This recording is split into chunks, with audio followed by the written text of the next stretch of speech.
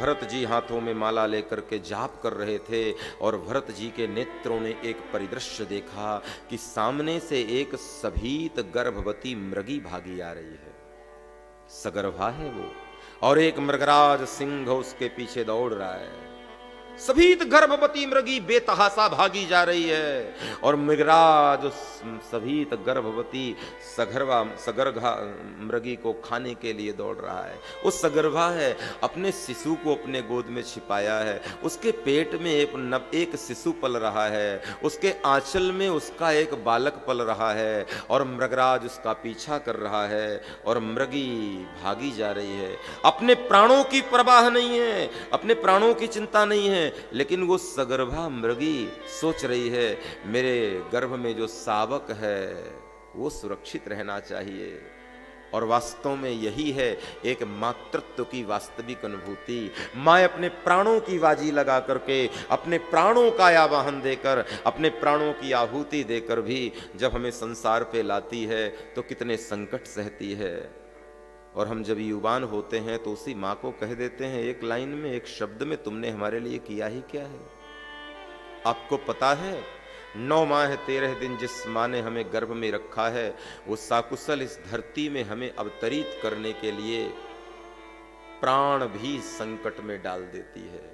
ऐसे क्षण भी आते हैं जब एक सगर्भा माँ अपने शिशु को जन्म देती है और जन्म देती है उसके शरीर से प्राण चले जाते हैं। ऐसी भी कथाएं, ऐसी भी बातें आपने सुनी होगी। शिशु सुरक्षित रहता है लेकिन माँ बेटे को जन्म देते देते स्वर्ग चली जाती है, संसार को छोड़ देती है। और उस माँ के लिए जब हम ये शब्द बोल देते हैं कि आपने हमारे लिए क्या किया, कई बार तो मुझे बड़ा दुख होता है जब आज की पढ़ी लिखी युवान पीढ़ी अपने बूढ़े माँ बाप को बीच में बोलने नहीं देती। यदि बच्चों की कोई परिचर्चा चल रही हो तो युवान बच्चे कहते हैं आप बीच में मत बोला करो, आपको कुछ समझता नहीं है।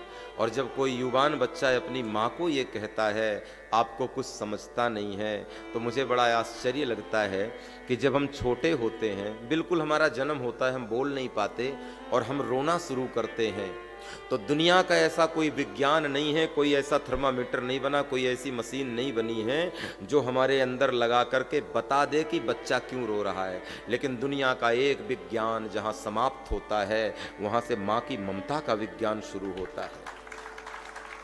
दुनिया में केवल मां ही एक ऐसा तत्व है प्यारे, मां ही एक ऐसा पात्र है जो उसका नवजात शिशु रोता है, न बोलने वाला बच्चा रोता है, माँ उसको देखकर और हृदय से लगाकर बता देती है ये भूख के लिए रो रहा है कि प्यास के लिए रो रहा है कि इसके अंग विशेष में कहीं पीड़ा हो रही है। जहाँ विज्ञान समाप्त हो जाता है, माँ के हृदय में न जाने कौन सा यंत्र लगा दिया है परमात्मा ने कि शिशु को बिल्कुल हृदय से चिपकाती है और तुरंत बता देती है इसको प्यास लगी है, इसको भूख लगी है, इसके इस अंग में दर्द हो रहा है। और जो माँ बिना बोले हमारी भाषा को समझ जाती हो, बिना कहे, जब हम बोल नहीं पाते तब हमारी भाषा समझती हो, और उस माँ को जब युवान पीढ़ी कहती है कि तुमको कुछ नहीं समझता, तो वास्तव में ये बड़ा आश्चर्य लगता है।